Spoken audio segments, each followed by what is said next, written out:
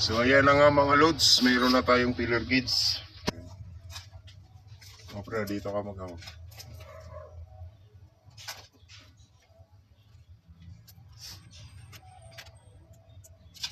Ayan, wala pa yung cameraman natin. So yan mga loads, yan yung filler gauge mga loads, yan. So ngayon mga loads, yan yung ano niya mga loads, oh. Ayan yung manual ng kanyang filler gauge. So yun, gagamitan na lang natin yan mga loads ng ito sa intake. Gawin na lang natin na 0.6 at sa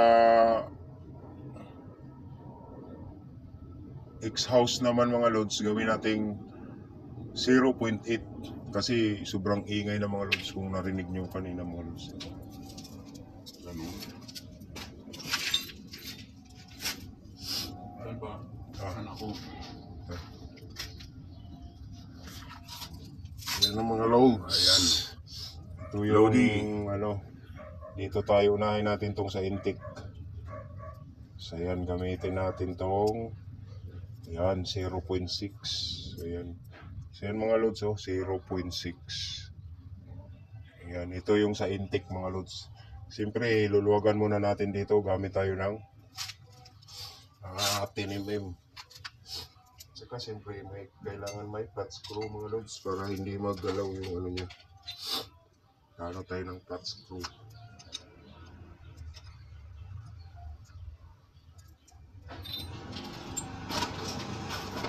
Maliit.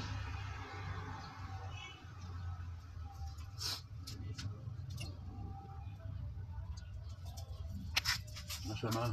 Yung price.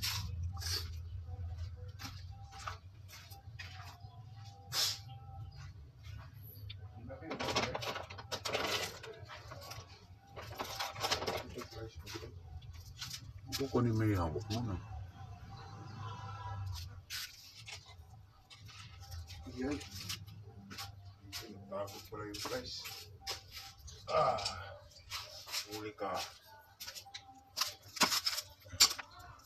So yan mga loads, kailangan may flat screw kayo mga loads. Yan. Yan, nakaganyan lang yan mga loads. Oh. Ngayon luluwagan na natin to.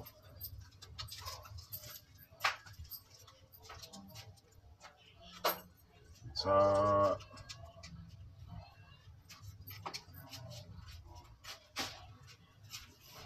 matigas mo.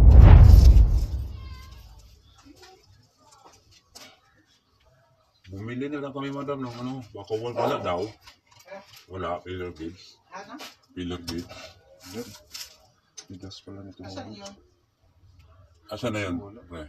Ito. Ay, meron yun ah. Ayan o. Mga tigas. Kuha tayo ng ibang rinse.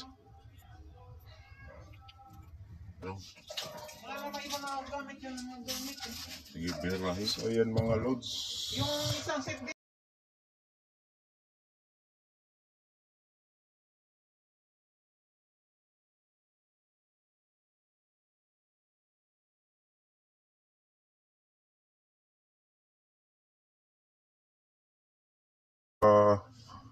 Pag ano nyo dito mga loads, kailangan tama-tama lang siya mga loads, yung sumasabit konti.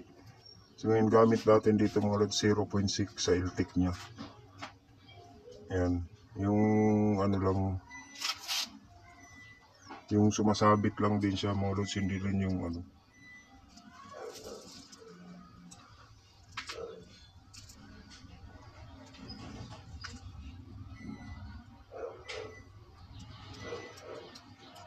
Ayan.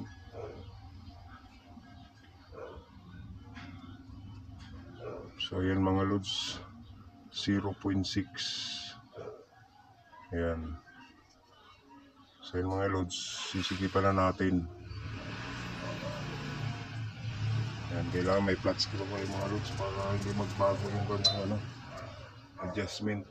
Pagkatapos yung sikipan, sukatan nyo pa ulit.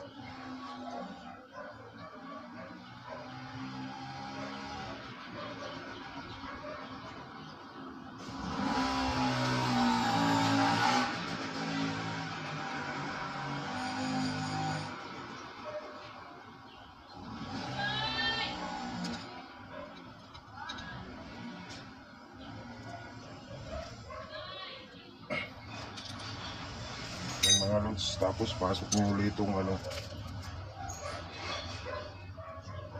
So yung mga lods, oh. Wala na. Lumuwag kayan baguli. Nagalaw yung ano.